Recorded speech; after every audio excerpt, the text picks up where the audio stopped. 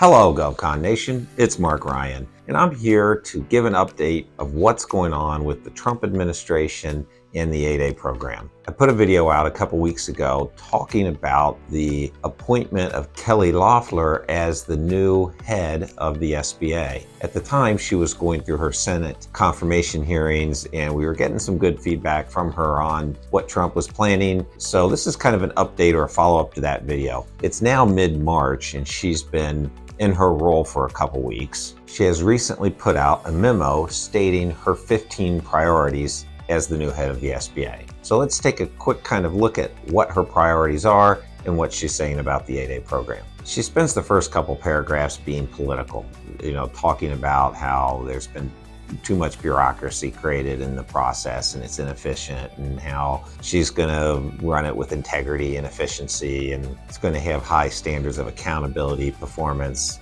kind of political talk. Then she gets into her 15 points. Her first priority is Made in America.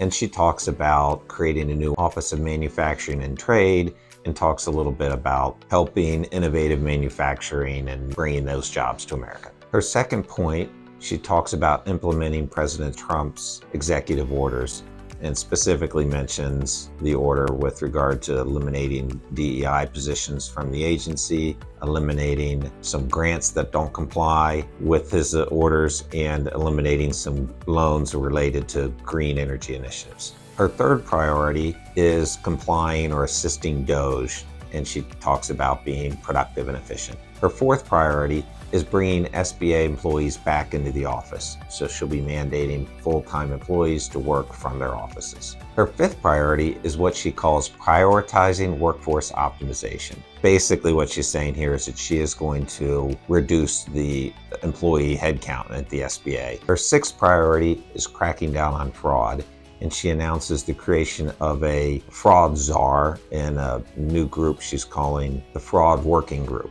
This is clearly aimed at the different loan programs the SBA has. Her seventh priority is conducting an agency-wide financial audit. Again, she seems to be focused on the loan programs here, specifically mentioning the 7A program, which is a loan program, and a small business investment company program. In her eighth priority, she talks about protecting the solvency of loan programs and restoring the underwriting standards. Again, she talks about the 7A loan program and gets a little bit into starting back up some collection efforts. In her ninth priority, she talks about banning illegal aliens from SBA assistance. In her 10th priority, she talks about restricting hostile foreign nationals from accessing SBA assistance. She specifically mentions people with ties to the Chinese Communist Party. In her 10th priority, she talks about creating a strike force to cut regulation, and specifically mentions staffing an Office of Advocacy. Now, maybe this could affect the 8A program, potentially making the application easier in some way. I tend to doubt it. Attempts to change the application in the past have been met with lawsuits. We all remember the outcome of the Ultimate Services lawsuit back in July of 23, and that was as a direct result of a prior administrator trying to make the application easier. So I doubt we'll see much change there,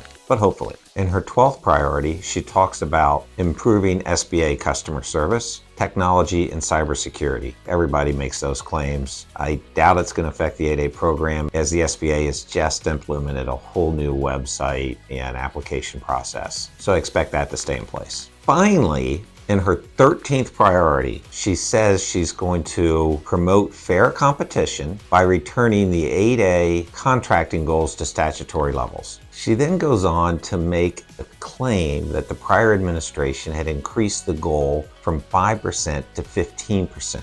which I think is just a kind of some political grandstanding here. The goal is set by Congress, not by, a presidential administration. And the goal has been 5% for as long as for the 21 years I've been doing 8A work, it's been at 5%. The prior administration, Biden, on 2 different occasions during his administration, he publicly said that he wanted to increase the goal to 15%, but he never actually did anything. He didn't work with Congress to get that done. So, she's kind of of misleading here, trying to, I think, give the impression that the Trump administration's doing something when the reality is that 5% goal has never been changed. That 5% goal was never changed, and by simply reaffirming that she's going to continue to have that 5% goal in place, she really isn't doing anything. She couldn't change it if she wanted to. The Trump administration couldn't change it if they wanted to. But, she's making this claim that she's moving it from 15 to 5. I've looked up the numbers for the last 12 years, so let's just go over how realistic she's actually being.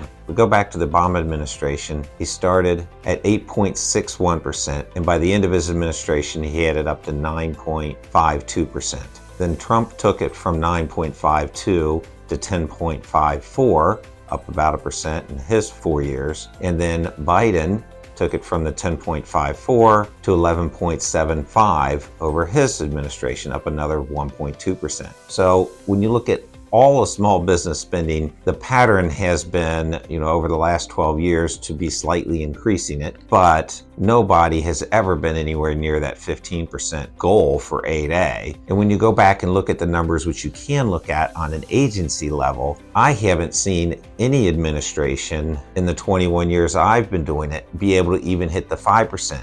That's their goal, but when you sort through the various agencies, you typically see those agencies hitting targets somewhere between 3 and 5%. So for her to come back and kind of grandstand that we're taking it from 15 to 5 is kind of all just hot air. I don't see what she's saying here having any meaningful impact on any policy anywhere. She does have 2 more priorities. Her 15th priority is relocating some of the SBA offices that are in sanctuary cities out of those sanctuary cities. And her 15th priority is ending the voter registration activities that the SBA is doing in some cities. So as a whole, I'm really encouraged by what she's doing here in terms of the 8A program. She's buried it as one of her lowest priorities. And then even when she talks about it, what she's saying really doesn't make any sense other than expect the status quo to continue moving forward. Hopefully she is able to cut some of the regulations and make it a little easier to apply. That'd be great. But my read from this is to expect the 8A program to stay the way it has been